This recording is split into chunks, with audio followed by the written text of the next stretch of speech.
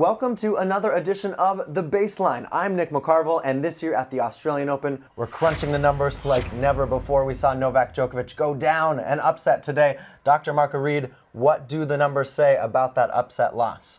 Look, it's a great example, Nick, of where the traditional statistics fail us as a sport. They indicate that Novak outperformed Istomin across pretty much every key metric, particularly serve and return performance. However, when we use clutch, Novak underperformed his long-term average by 15%.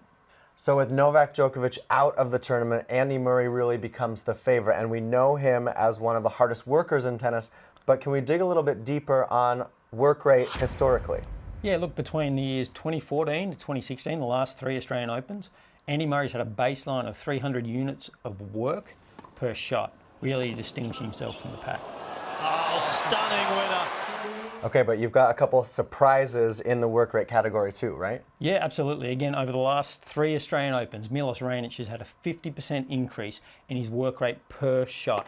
We know that Raonic has put in the hard yards in and around improving his movement. Yeah, and we've talked about that in the press, but there's another guy who's even more surprising that we've seen historically do better work rate-wise. And definitely, this is going to surprise a few. Bernard Tomic incrementally improving his work rate such that that also got above those 300 units per shot. Well, so Bernie working harder on the court.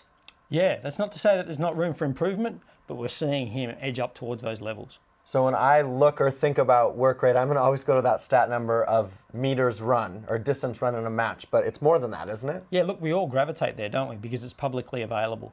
Needless to say, what we've tried to do is layer in a little bit more information there. So we've picked up peak speed or average peak speed, as well as changes of direction and the variation in changes of direction, and layered that into work rate. In a sport like tennis, agility really comes to the fore, and that's what we see through change of direction. In tennis, there's 30 plus different types of change of direction.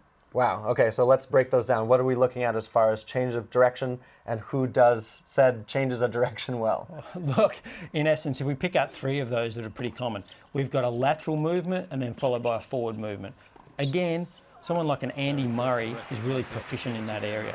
Then we've got lateral, to side, okay, across the baseline. Okay, yeah, mostly in ground stroke rallies, right? Yeah, and again, someone like Rafael and Nadal, really proficient, Sure. whether he's moving to the forehand or even an inside-out forehand, reversing around it.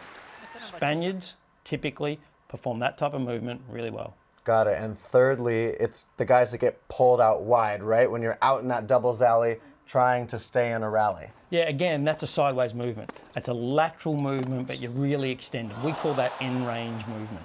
And someone like a Novak Djokovic, although perhaps not quite as effective in that area today, Right. is someone that really separates himself from the pack. Look, in this clip, he's pulled wide to the forehand. Novak sticking the landing here after a significant last step, really well balanced, centrally aligned, and getting great purchase on that forehand in return. And great balance with his hips too, right? Yeah, really wide base of support, really stable on the ball. Okay, so we were talking earlier about how Bernard Tomic has improved his work rate on court, but we also can see how can he learn from Novak Djokovic in this aspect? We know that this is a really intense movement, really significant change of direction for the body. Here you can see the contrast. Wide, stable, Tomic, hips behind him, narrow base. Not an effective setup. Djokovic looks comfortable there, whereas it looks Bernie just looks awkward in that shot. Absolutely. Look, and that's an area that he can get better at, and equally that'll flow through to a more effective and efficient work rate. All right, Marco, fascinating stuff once again here on The Baseline. We'll talk to you all again tomorrow.